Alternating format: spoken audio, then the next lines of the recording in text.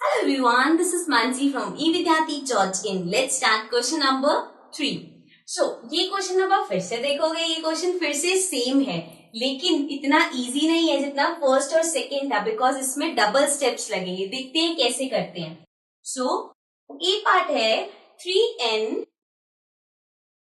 - 2 equals to 46. अब आप देखोगे जो पहले हमने क्वेश्चंस करे उसमें या तो n के साथ समझ लो -2 है या n के साथ 3 मल्टीप्लाई हो रहा है. अब यहाँ पे n के साथ 3 मल्टीप्लाई भी हो रहा है और साथ में -2 भी हो रहा है और करना आपको वही है, वेरिएबल को अलग करना है. मतलब इस वेरिएबल को मुझे 3 से भी अलग करना है और -2 से भी अलग करना है. सो लेट्स सी क्या करेंगे. सो स्टेप 1 इसमें होगा, जैसे ये -2 है. अब -2 को कैसे हटाते हैं ये तो आपको पता है. अगर -2 है उसमें मैं +2 कर दूं सो ये कैंसिल आउट हो जाते हैं. तो मतलब कि अगर मैं दोनों साइड पे +2 करती हूँ सबसे पहले, so adding 2 both the sides. ठीक है, अब दोनों साइड पे मैं 2 ऐड कर रही हूं. सो ये हो गया 3n - 2 + 2 इक्वल्स टू 46 + 2. तो मैंने +2 कर दिया दोनों साइड पे.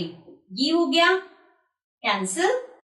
3n इक्वल्स टू आ गया 46 + 2 48. अब आप देखोगे वेरिएबल के साथ जो -2 था वो तो चला गया. अब क्या बचा आपके पास, n के साथ सिर्फ 3. सो अब मुझे इस 3 को हटाना है. सो ऐड करके मैंने 2 को हटाया. अब ये मल्टीप्लाई हो रहा है. सो क्या करेंगे, डिवाइड.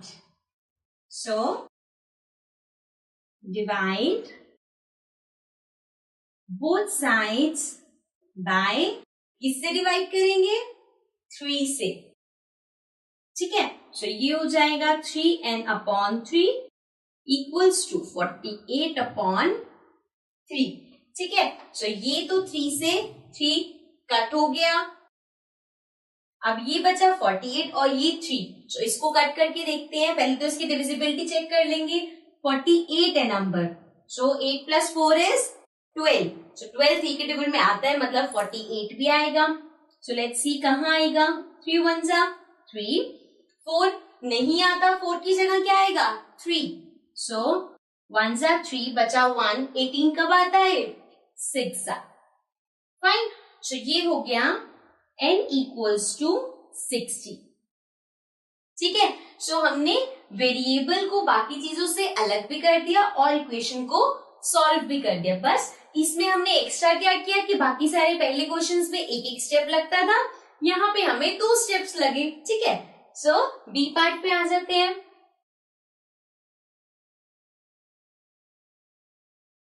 बी पार्ट में है 5m + 7 इक्वल्स टू 17. अब 5m प्लस हो रहा है 7 से और आंसर आ रहा है 17. सो m के साथ हमें देखना है, हमें तो m को अलग करना है. सो m के साथ मल्टीप्लाई हो रहा है 5 और प्लस हो रहा है 7. सो मुझे ये हटाने हैं दोनों. सबसे पहले इस पे आ जाते. अब आप सोचोगे कि हम इसको क्यों नहीं पहले हटाते. पहले हम प्लस वाला क्यों हटा रहे हैं, बिकॉज लेट्स सपोज आप इसको हटा रहे हो. सो आप क्या करोगे, डिवाइड करोगे 5 से. सो ये है 5m + 7. ये पूरा डिवाइड होगा 5 से और फिर उसके बाद इसको तो आप कर नहीं सकते. ये m है, m और ये खाली 7 है, इसको तो ऐड कर नहीं सकते. तो क्वेश्चन और कॉम्प्लिकेटेड हो जाएगा. ठीक है, इसलिए पहले 7 को हटा देंगे फिर 5. ठीक है, अब 7 को हटाने के लिए +7 है, क्या करना पड़ेगा, -7. सो सब्ट्रैक्ट 7 फ्रॉम बोथ साइड्स. अब दोनों साइड से आपको 7 सब्ट्रैक्ट करना है. सो ये हो गया 5m + 7 - 7 equals to 17 - 7. So 7 7 cut हो जाएंगे. ये बचा 5m और यहाँ पे 17 में से 7 गए 10.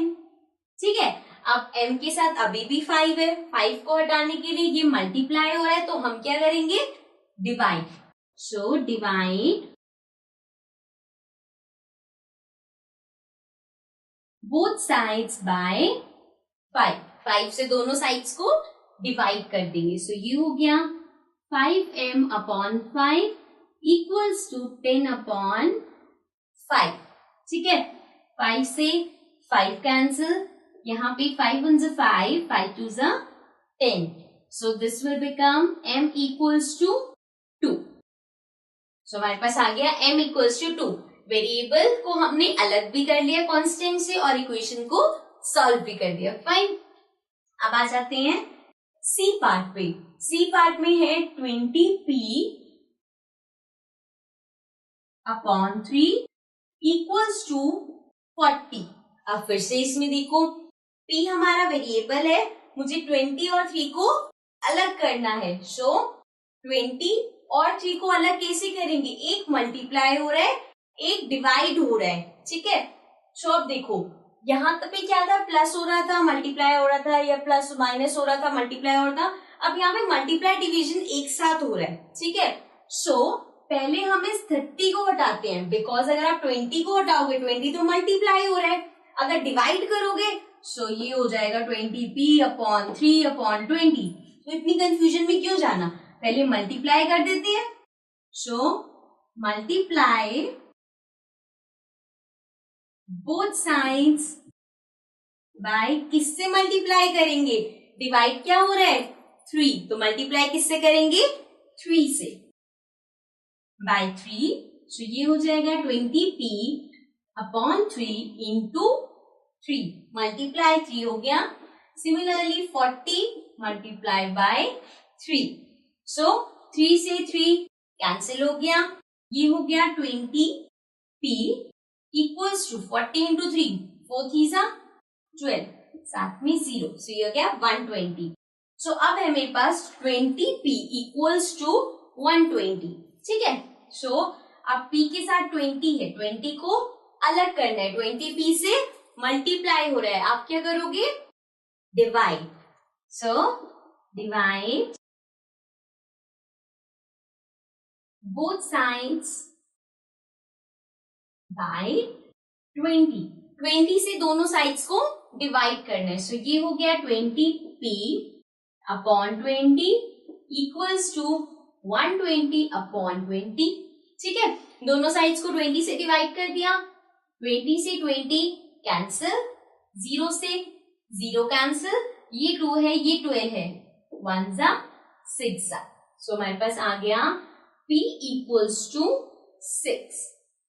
ठीक है, सो हमारा जो p वेरिएबल था उसको हमने सेपरेट कर दिया कांस्टेंट से एंड इक्वेशन को सॉल्व भी कर दिया. So now let's come to the d part. Now starting with the d part. अब d पार्ट स्टार्ट करते हैं. सो d पार्ट में है 3p upon 10 equals to 6. Again p हमारा वेरिएबल है, उसको हमें अलग करना है. p के साथ 10 डिवाइड हो रहा है, 3 मल्टीप्लाई हो रहा है, जैसे कि हमने अभी c पार्ट में किया. तो वो सेम चीज यहाँ पे हो रही है. सबसे पहले किसको हटाएंगे? 10 को, क्योंकि ये डिवाइड हो रहा है. तो हम कर देंगे मल्टीप्लाई बोथ साइड्स विथ या बाय 10. सो दोनों साइड्स को हम मल्टीप्लाई करेंगे 10 से. ये हो गया 3p अपॉन 10 मल्टीप्लाई बाय 10, और यहाँ पे है 6. सो ये भी हो जाएगा मल्टीप्लाई बाय 10. ठीक है, अब 10 से 10 कैंसिल, यहाँ पे बचा 3p. सो इसको हम लिख देंगे 3p इक्वल्स टू, यहाँ पे 6 इंटू 10 करेंगे, दैट इज 60. सो हमारे पास आ गया 3p इक्वल्स टू 60. अभी भी p के साथ 3 है, सो 3 को हमें रिमूव करना है. 3p से मल्टीप्लाई हो रहा है, हम क्या करेंगे? Divide. So divide both sides by, किससे डिवाइड करेंगे? 3 से. ठीक है, सो ये हो गया 3p upon 3 equals to 60 upon 3. Right, दोनों साइड पे मैंने 3 से डिवाइड कर दिया. सो ये 3 से 3 कैंसिल हो गया. यहाँ पे 3 और 60 है, 3 के टेबल में 6 आता है. सो 3 1 जा 3, 3 2 जा 6 और साथ में 0। सो ये आ गया p इक्वल्स टू 20। ठीक है, सो हमने जो हमारा वेरिएबल p था उसको सेपरेट भी कर लिया एंड इक्वेशन को सॉल्व भी कर लिया। So this was question number 3। Now let's come to question number 4।